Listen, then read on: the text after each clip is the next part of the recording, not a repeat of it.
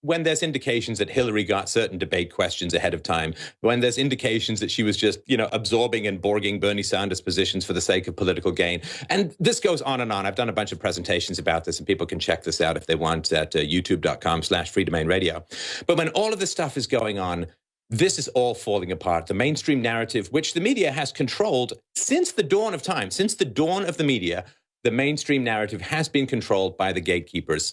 And even in the last election cycle, alternative media wasn't nearly as powerful as it is now. We didn't have the credibility. We didn't have the reach. Now, I'm sure you get the same messages. People say to me, when something goes on in the world, I come to you. The idea that they're going to turn on the news or go to some mainstream media website and think they're going to get anything other than leftist propaganda is incomprehensible to most people. And so the fact that we're building credibility while they're losing credibility, well, there's only one way that can end up, which is we take over.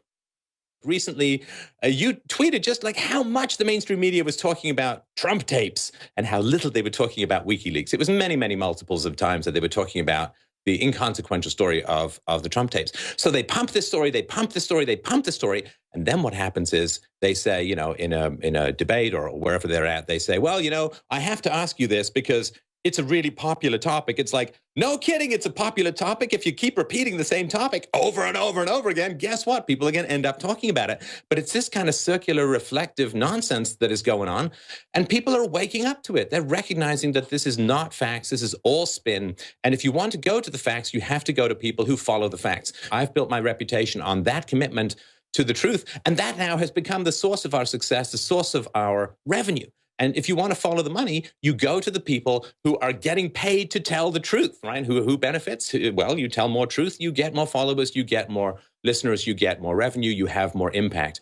So people need to understand that the credibility shift is completely changed. And I think this election, it's never going back. Well, if Hillary gets in, we're working as hard, I think, as we can to bring more facts to people about all this kind of stuff. The narrative is never going back the way it was. That Rubicon has been crossed. And I think that the credibility we're gaining and the followers that we're gaining and the impact that we're having is so powerful that there's no return to the way that things were. And I think this is really, really important for people to understand. This is not a done deal. I don't care how high Trump gets in the polls, it is still a choice that people have to make to get registered, to get out and vote, and to share information, and to talk to people, challenge people in your life, bring the facts. So, I do this in my private conversations.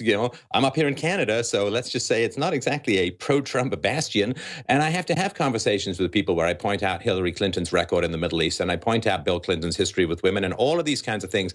Mostly people are unaware of it. Give people the facts, and they make better decisions. There's an old Socratic argument that evil is a form of ignorance, and support for evil is a form of ignorance. Evil always tries to portray itself as good.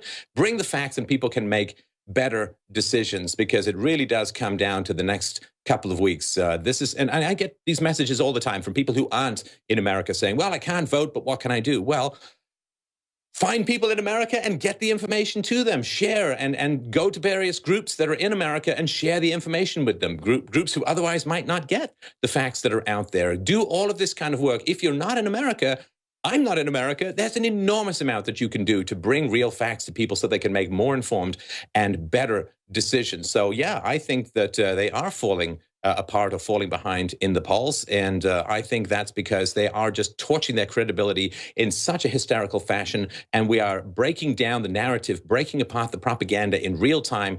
They don't know how to adapt because they're so used to having this kind of incredible power. They don't know how to change. They don't know how to handle alternative media. Take time out of your busy schedule to get involved in this particular thing. It's only a couple of weeks. Nobody's drafting you to go to war for 5 years. It's just a couple of weeks, and you can do it all from the comfort of your own internet cafe or bathroom. Or if you have a server in your toilet like Hillary Clinton, I guess you could do it there as well. So get out, get involved. This is so important. This is so important. It really does come down to this. If the left gets in and there's more third world migration and there's open borders, and it's over. There's nothing left. Without the media, Hillary Clinton couldn't be elected dog catcher. I mean that. It's true. But CNN is a disgrace. Disgrace. Oh, they just turned off their camera.